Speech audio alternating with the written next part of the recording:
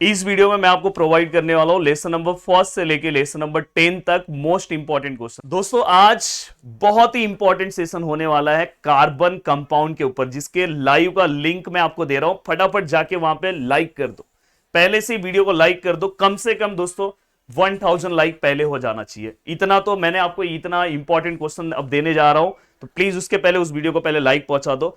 कल एक special session और लेने वाला हूं। चलो मिलते हैं अब आगे का, फटाफट इंपॉर्टेंट क्वेश्चन वाला जर्नी स्टार्ट कर। देन इसके बाद बस मेरा एक और वीडियो आएगा जिसमें अराउंड 10 to 12 क्वेश्चंस होंगे। बस वो अगर कवर कर लोगे तो 40 आउट ऑफ 40 आप आराम से स्कोर कर सकते हो। तो प्लीज फटाफट फटाफट टिक मार्क कर लो अपने बुक को ओपन करके, क्योंकि ये वीडियो कब तक रहेगा मुझे भी नहीं पता है। तो फटाफट टिक मार्क कर लो। और वीडियो के नीचे मैं टारगेट आपको कमेंट दे रहा हूं 1000 अगर आप कवर कर दोगे तो कल ही मैं आपको साइंस 1 का भी मोस्ट इंपॉर्टेंट क्वेश्चन प्रोवाइड कर दूंगा। और ये डायरेक्ट बोर्ड एग्जाम का क्वेश्चन है दोस्तों, इसके बाहर आपको कोई क्वेश्चन दिखाई नहीं देगा। एक्सरसाइज नंबर फर्स्ट, जहां question number first and question number third जो एमसीक्यू क्वेश्चन है दोस्तों वो तो कवर करना है। देन क्वेश्चन नंबर 4 में अगर मैं बात करूं तो दोस्तों क्वेश्चन नंबर 4 में आपको कवर करना है। देखो मैं बहुत सारी चीजें लिखूंगा, बहुत सारी चीजें बोलूंगा, इसलिए ध्यान से मेरी चीजों को ध्यान से आपको सुनना है। क्वेश्चन नंबर 4 में आपको क्वेश्चन नंबर 4 का बी एंड ई ये दो क्वेश्चन है। क्वेश्चन नंबर 5 में बस डेफिनेशन कवर करो, what is heredity. And question number 6 दोस्तों। एंड दोस्तों इसके बाद क्वेश्चन नंबर 7 में जो आपको क्वेश्चन कवर करना है वो है दोस्तों क्वेश्चन नंबर 7 में अगर मैं ध्यान से बताने की कोशिश करूं तो इसके अंदर से आप बस क्वेश्चन कवर करो थ्योरी ऑफ इवोल्यूशन, डी वाला, बस डी वाला क्वेश्चन कवर करो, बाकी कोई भी क्वेश्चन कवर नहीं करना है। आप देखो एक्सरसाइज के बीच में आ जाओ, मतलब टेक्स्ट बुक के बीच में क्या देखो मैक्सिमम चीजें टेक्स्ट बुक के बीच से आती है, ये चीजें ध्यान रखो। देखो सबसे पहले आप डेफिनेशन लिख लो, ट्रांसक्रिप्शन ट्रांसलोकेशन एंड दोस्तों इसके बाद ट्रांसलेशन, ये 3 डेफिनेशन है। उसके बाद डेफिनेशन में देखो मैं बहुत छोटे छोटे ही क्वेश्चन दे रहा हूं, व्हाट इज म्यूटेशन वो लिख लो। और एक एमसीक्यू लिख लो दोस्तों, dash may cause the genetic disorder like a sickle cell anaemia, तो क्या आएगा इसका आंसर, म्यूटेशन, यस। देन दोस्तों इसका डिफाइन में एक और डेफिनेशन लिख लो, व्हाट इज इवोल्यूशन।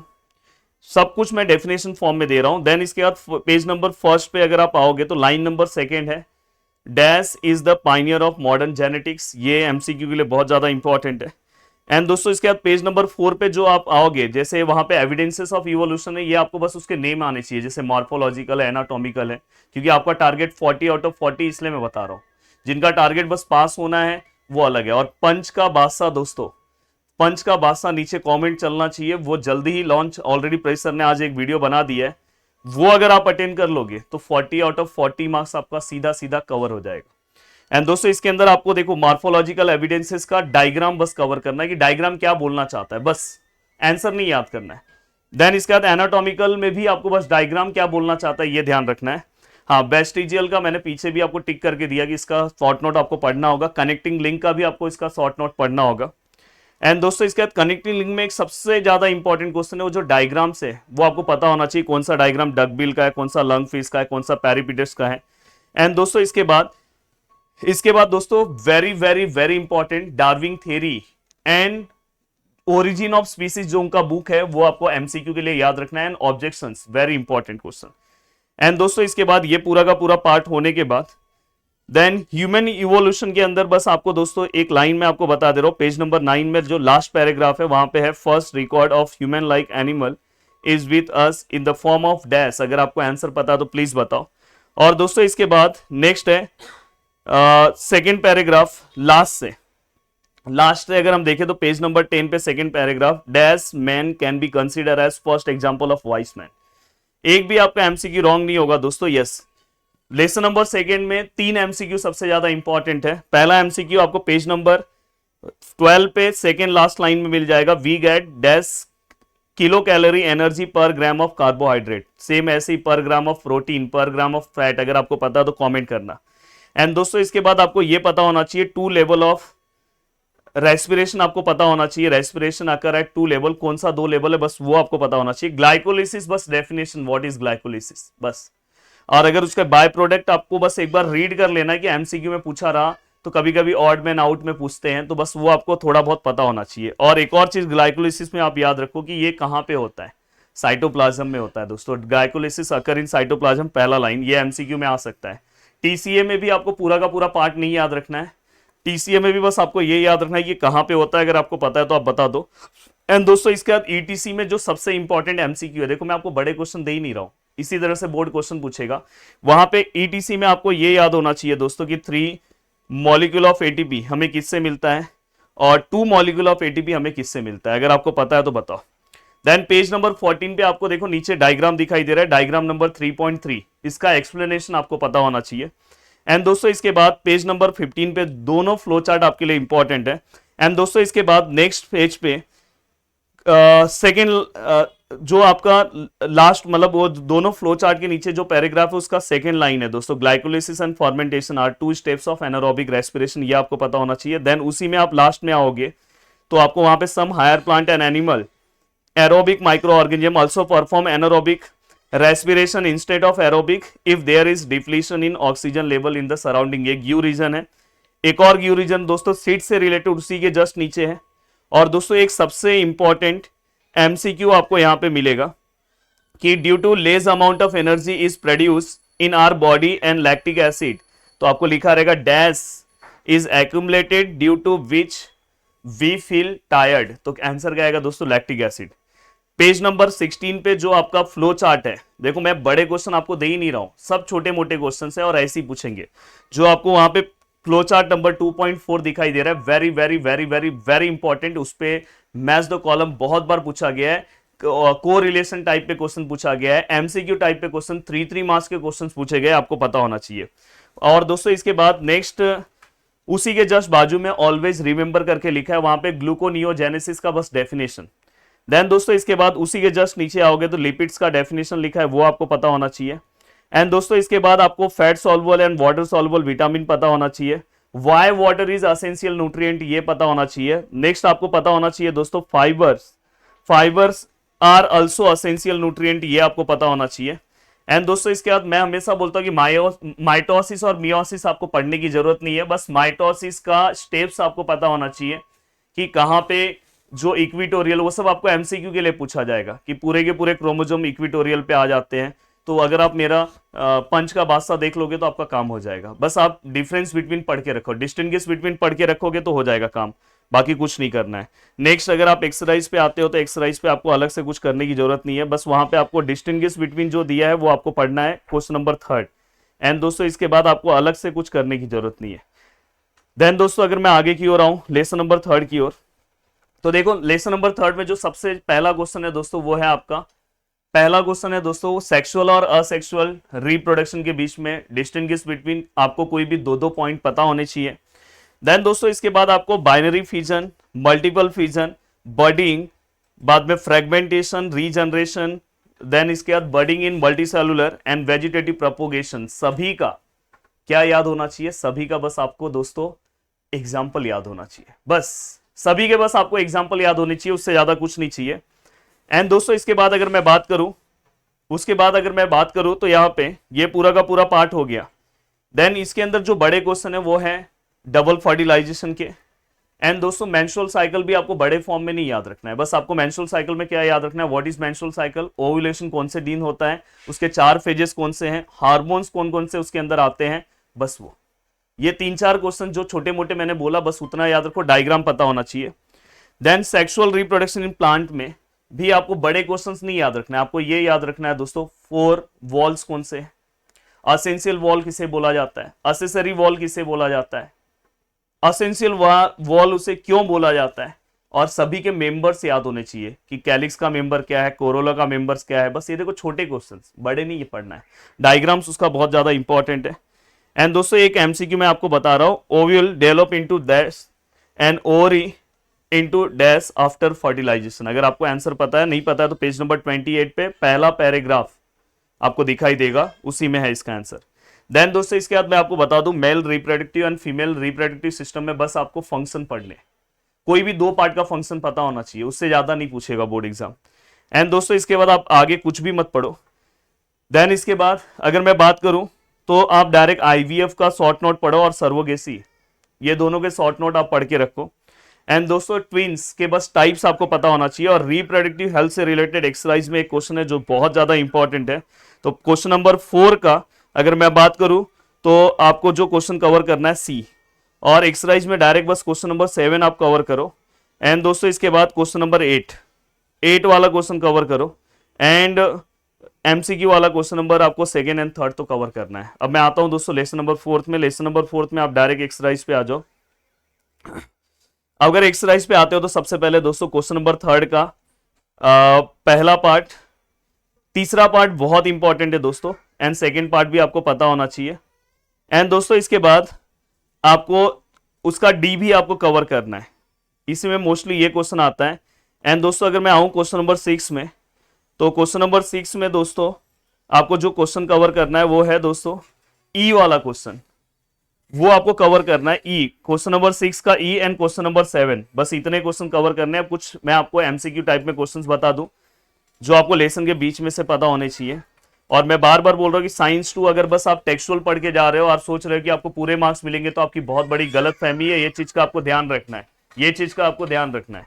अब देखो दोस्तों, मैं यहाँ पे ऐसे ही इतने देर खड़े होके चीजें नहीं बता रहा हूँ, ये फाइनल मोस्ट इंपॉर्टेंट क्वेश्चन है, प्लीज ध्यान रखना। तो देखो सबसे पहले मैं आपको पेज नंबर 37 पे 2 फ्लो चार्ट है वो याद रखो। देन उसी पेज पे दोस्तों एनवायरमेंट का डेफिनेशन है, relationship between environment and ecosystem, book देखना वहां पे मिलेगा आपको।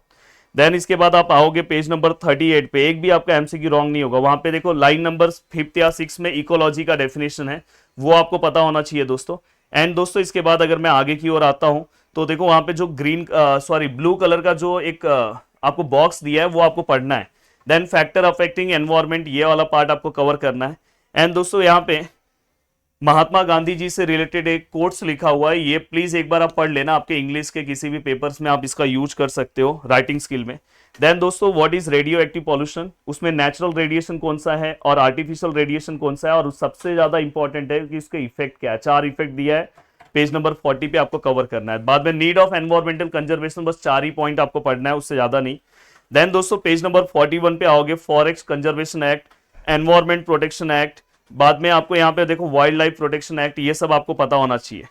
एंड दोस्तों इसके बाद अगर आप आते हो पेज नंबर 43 पे, तो how can biodiversity B conserve, बस 4 पॉइंट एक बार ऐसे पढ़ लोगे तो ऐसे ही याद हो जाएगा। एंड दोस्तों इसके बाद आपको पेज नंबर 43 पे जितने भी ऑर्गेनाइजेशन के नाम दिए, अगर आपको उसका हेडक्वार्टर अगर आप एक बार रीड कर सकते हो तो अच्छी बात है, याद करने की जरूरत नहीं है। एंड दोस्तों इसके बाद अगर आप आते हो पेज नंबर 44 पे, माय रोल इन एनवायरमेंट, इसको अच्छे से एक बार पढ़ लेना। पर वहां पे सबसे ज्यादा इंपॉर्टेंट क्वेश्चन है दोस्तों Manas national park and Sundarban national park, नीचे दिया है वो कहां पे है और वहां पे थ्रेटन स्पीसीज कौन सा है ये आपको पता होना चाहिए, या तो वो रिजर्व किसके लिए है। एंड पेज नंबर 45 पे endanger, rare and vulnerable species and indeterminate species के बस आपको एग्जांपल्स आने चाहिए। वेरी वेरी वेरी इंपॉर्टेंट है, जाके प्रीवियस ईयर्स पेपर देखना तो दिमाग आपको पता चल जाएगा क्या मैं बोल रहा हूं। अब देखो दोस्तों, टूवर्ड्स ग्रीन एनर्जी के अंदर बस मैं आपको ये बताना चाहता हूँ कि इसके अंदर बस चाहो तो आप 5 मिनट में ये लेसन खत्म कर सकते हो। 5 मिनट में सर कैसे होगा? इसके अंदर बस आपको एनर्जी फ्लो चार्ट सभी के पढ़ लेने हैं, और जो एनर्जी फ्लो चार्ट आप जब पढ़ते हो ना, तो आपको एक चीज का ध्यान रखना है कि उसमें बहुत ज्यादा कुछ नहीं पढ़ना है। एनर्जी फ्लो चार्ट में लास्ट का पार्ट सेम है दोस्तों, जनरेटर जीटी, जीटी का प्लेटफॉर्म है, उसके पहले क्या आएगा जीटी, टी के पहले क्या आएगा दोस्तों टरबाइन, और उसके पहले बस क्या आएगा दोस्तों, उसको किस मीडियम के हेल्प से हम क्या कर रहे हैं, उसको हम रोटेट कर रहे हैं। तो अपने जितने भी उसमें पार्ट्स है बस उसके फ्लो चार्ट। और अगर आप कवर करने की कोशिश कर रहे हो तो प्रॉब्लम्स, जैसे अगर आप थर्मल पावर प्लांट का प्रॉब्लम एक बार पढ़ लोगे तो अच्छी बात है, न्यूक्लियर पावर प्लांट का प्रॉब्लम पढ़ लोगे तो अच्छी बात है। और एमसीक्यू के लिए दोस्तों देखो अलग अलग बॉक्सेस बने हुए हैं हर एक के नीचे की। जैसे अगर मैं बात करूं तो आंध्र प्रदेश में कौन सा नेचुरल गैस पावर प्लांट है, तो वहां पे लिखा हुआ है दोस्तों उसका नाम, और कितने मेगावाट का है वो भी लिखा है। तो बस वो एक बार आप बस एक बार पढ़ लोगे तो आपका काम हो जाएगा। अब यहां तक का पार्ट होने के बाद दोस्तों अगर मैं आगे की ओर बढ़ूं तो इसके अंदर कुछ स्पेशल क्वेश्चन है जो आपको कवर करने चाहिए। जैसे अगर मैं बात करूं question number 1, then question number 5 and दोस्तों question number 6 very important question है, इसके एक्सरसाइज की मैं बात कर रहा हूं। And question number 7 what is green energy आपको पता होना चाहिए। एंड दोस्तों इसके बाद इसमें जो सबसे ज्यादा इंपॉर्टेंट है क्वेश्चन नंबर 8 में 2 क्वेश्चन है, ये सब क्वेश्चंस आपको बुक के बीच में नहीं मिलेगा, ये इन जनरल ईवीएस के क्वेश्चंस है। एंड दोस्तों इसके बाद लिमिटेशन और एडवांटेज ऑफ सोलर एनर्जी, ये क्वेश्चन आपको पता होना चाहिए। और हाइड्रो इलेक्ट्रिक पावर स्टेशन का आपको एडवांटेज और डिसएडवांटेज पता होना चाहिए, बस इतना अगर आपका कवर है।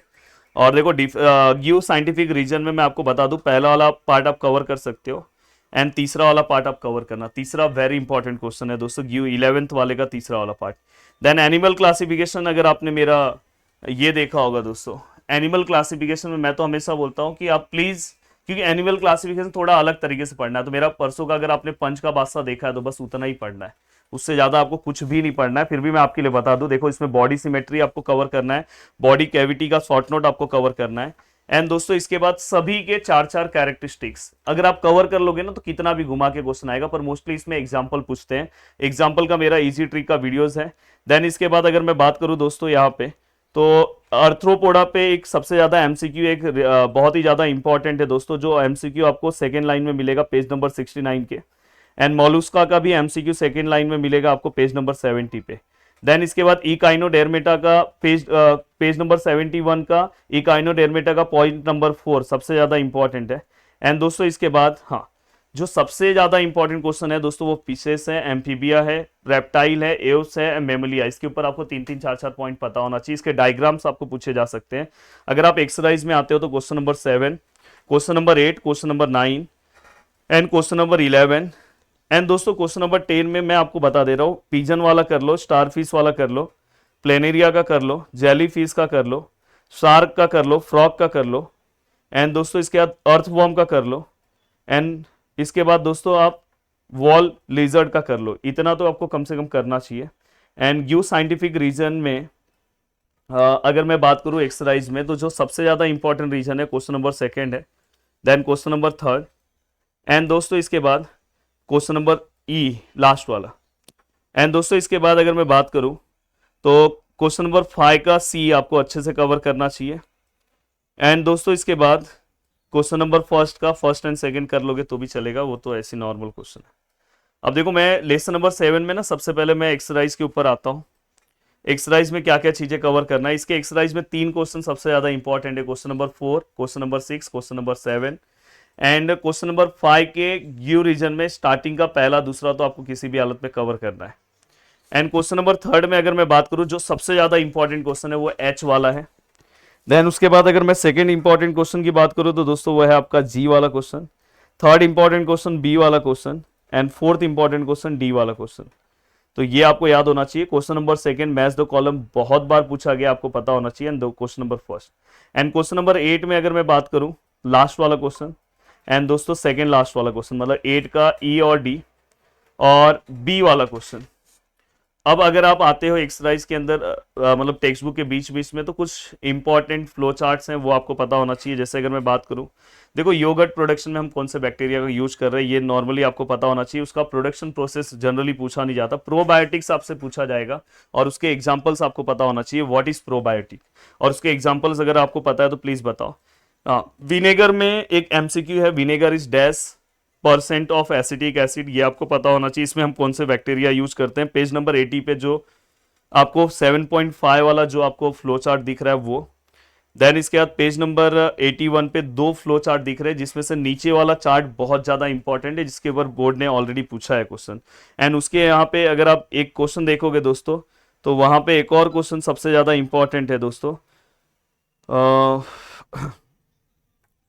जो क्वेश्चन है दोस्तों, यस, जैंतम गम, ये क्वेश्चन बहुत ज्यादा इंपॉर्टेंट, जो पीछे आपने कवर कर लिया। माइक्रोब्स एंड फ्यूल के बस आपको एग्जांपल्स पता होना चाहिए। एंटीबायोटिक्स के 2 एग्जांपल्स पता होने चाहिए।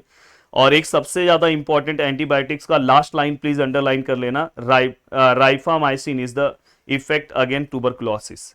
एंड दोस्तों इसके बाद लैंड फिलिंग साइड का बस डायग्राम अच्छे से आप कवर कर लो। एंड दोस्तों क्लीन टेक्नोलॉजी के नीचे अगर आप आओगे तो ऑयल स्पिल के लिए हम कौन सा बैक्टीरिया यूज करते हैं, पीईटी के लिए हम कौन सा बैक्टीरिया यूज करते हैं, रबर डिकम्पोजर के लिए हम कौन सा बैक्टीरिया यूज करते हैं। बस ये नाम आपको एक बार पढ़ लेना है कि अगर कहीं पे भी मैच द कॉलम में आया तो आपको पता होना चाहिए। देखो मैं ये आपको 80 आउट ऑफ 80 के अकॉर्डिंग बता रहा हूँ। Then cell biology and biotechnology, अगर मैं यहाँ पे बताऊँ तो सबसे पहले यूजेस ऑफ स्टेम सेल। पहले आप आ जाओ एक्सरसाइज के ऊपर फास्ट। तो अगर आप एक्सरसाइज के ऊपर आते हो तो देखो question number 7, question number 8 and question number 9, ये 3 क्वेश्चन, क्वेश्चन नंबर 6, ये सब क्वेश्चंस आपको कवर करना है। क्वेश्चन नंबर 5 में से आपको कौन सा कवर क्वेश्चन करना है दोस्तों, क्वेश्चन नंबर 5 का बी, एंड क्वेश्चन नंबर 5 का बी के बाद ई, एंड दोस्तों इसके बाद क्वेश्चन नंबर 4 का अगर मैं बी की बात करूं, क्वेश्चन नंबर सेकंड आपको कवर करना है, थर्ड, ये सब एमसीक्यू क्वेश्चन है, और फर्स्ट वो तो कवर करना है। अब देखो ऑर्गेनिक फार्मिंग, इंसेक्टिसाइड के आपको नाम पता होने चाहिए, कौन कौन से हम पेस्टिसाइड यूज करते हैं, जैसे डीडीटी है। देन इसके बाद दोस्तों हाँ, आपको व्हाइट रिवोल्यूशन, ग्रीन रिवोल्यूशन और ब्लू रिवोल्यूशन से रिलेटेड कम से कम 4-4 पॉइंट सभी के पता होने चाहिए, कभी कभार शॉर्ट नोट में पूछा जाता है। डीएनए फिंगरप्रिंट के बारे में आपको आइडिया होना चाहिए दोस्तों। देन इसके बाद एक बहुत ही इंपॉर्टेंट क्वेश्चन है पेज नंबर 96 के सबसे ऊपर, बायो रेमिडेशन, और वहां पे दोस्तों कौन कौन से हम बैक्टीरिया का यूज करते हैं एब्जॉर्प्शन के लिए, वो आपको याद होना चाहिए, तो वो सबसे ज्यादा इंपॉर्टेंट क्वेश्चन है। एंड दोस्तों पेज नंबर 95 पे देखो ब्लू कलर का एक पार्ट बना हुआ है, डॉली स्ट्रिप के जस्ट ऊपर अगर आप देखोगे तो एक बना है कि इंसुलिन के लिए, किसके लिए दोस्तों, डायबिटीज, ये सब। एंड दोस्तों इसके बाद पेज नंबर 94 पे ट्रांसजेनिक पोटैटो से रिलेटेड है, उसके नीचे जीन थेरेपी के रिलेटेड एक फिनाइल कीटोन्यूरिया का एग्जांपल दिया है, वो किससे रिलेटेड बस वो आपको पता है। What is cloning, very important question है। एंड दोस्तों उसके जो टाइप्स है ये आपको पता होना चाहिए।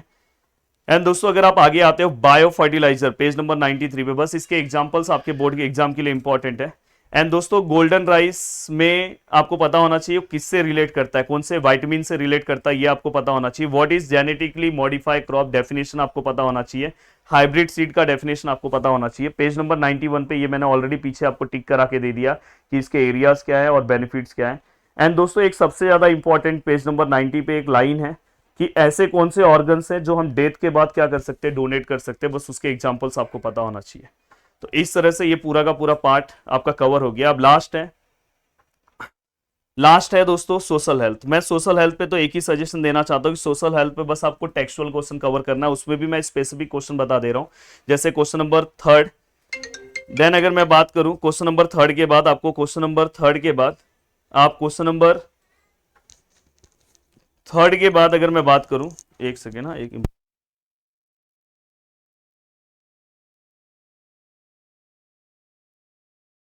अब देखो दोस्तों यहां पे क्वेश्चन नंबर 5 का ए, क्वेश्चन नंबर 5 का ए के बाद अगर मैं बात करूं क्वेश्चन नंबर 5 का बी, एंड दोस्तों इसके बाद क्वेश्चन नंबर 6 में पहला क्वेश्चन, दूसरा क्वेश्चन, एंड दोस्तों इसके बाद क्वेश्चन नंबर सेकेंड में जो सबसे ज्यादा इंपॉर्टेंट क्वेश्चन है वो बी वाला क्वेश्चन है दोस्तों, एंड सी वाला क्वेश्चन। तो ये बस आप एक एक बार इसको रीड कर लेना, आपका काम हो जाएगा। अगर आपके लिए, अगर आपको और इजी करना है तो आप मेरा सेशन देख सकते हो, वहां से आपकी चीजें इजी हो जाएगी। और दोस्तों इसके बाद एक्सरसाइज, लास्ट वाले लेसन का भी एक्सरसाइज का ही पार्ट इंपॉर्टेंट है, बट वहां पे कुछ चीजें टेक्स्ट बुक के बीच से भी आपको कवर करना है, जिसमें क्वेश्चन नंबर फर्स्ट है। हाँ, question number first last lesson का अगर आप देखोगे तो डाइजेस्ट के अंदर ना बहुत लिखा, उतना लिखने की जरूरत नहीं, सभी के बस एक एक पॉइंट आपको पता होना चाहिए। Then what is mock drill आपको पता होना चाहिए क्वेश्चन नंबर सेकंड में, और डिजास्टर मैनेजमेंट एक्ट 2005 आपको पता होना चाहिए। देन क्वेश्चन नंबर थर्ड में अगर मैं बात करूं तो ऑब्जेक्टिव, जो क्वेश्चन नंबर सी आपको दिखाई दे रहा है, एंड क्वेश्चन नंबर डी आपको दिखाई दे रहा है। एंड दोस्तों इसके बाद अगर मैं बात करूं तो हाँ, question number 7 very important question है, ये आपको एमसीक्यू टाइप में पूछा जा सकता है। क्वेश्चन नंबर 8 आपको पता होना चाहिए, 10th वाला क्वेश्चन आपको पता होना चाहिए दोस्तों। एंड दोस्तों इसके बाद क्वेश्चन नंबर 11 में जो डायग्राम है, बस वो देखो, मैं इन जनरल क्वेश्चन दे रहा हूं आपको, बड़े क्वेश्चन कुछ भी नहीं प्रोवाइड कर रहा हूं। अब यहां पे अगर आप आते हो तो देखो, आप मॉक ड्रिल का ऑब्जेक्टिव आपको पता होना चाहिए, पेज नंबर 118 पे। देन फर्स्ट एड बॉक्स में क्या क्या चीजें होती है, उसका ऑब्जेक्टिव क्या है, क्या क्या चीजों के बस 5 एग्जांपल्स आपको याद होने चाहिए। एंड दोस्तों इसके बाद आपको डायरेक्टली पेज नंबर 115 पे देखो, structure of disaster management authority है, वो आपको याद होना चाहिए। एंड दोस्तों प्री डिजास्टर और पोस्ट डिजास्टर के दो पॉइंट याद होने चाहिए, जितना पॉइंट मैं बोल रहा हूं बस उतना याद होना चाहिए। एंड दोस्तों इसके बाद इफेक्ट ऑफ डिजास्टर, बस 2 से 3 पॉइंट याद होने चाहिए, और सबसे इंपॉर्टेंट है 110 पे जो आपको एग्जाम्पल दिया है। और इसी के साथ ये बोर्ड एग्जाम का full and final most important question है। वीडियो डिलीट होने के पहले अगर आप देख लोगे तो बहुत अच्छी बात है, हम तो कोशिश करेंगे वीडियो डिलीट ना हो, बट जितना जल्दी आप देख सकते हो, बस मैं यही चेक करना चाहता हूँ कि आप कितना पढ़ रहे हो। तो चलो बाय बाय, मिलते हैं नेक्स्ट वीडियो में, और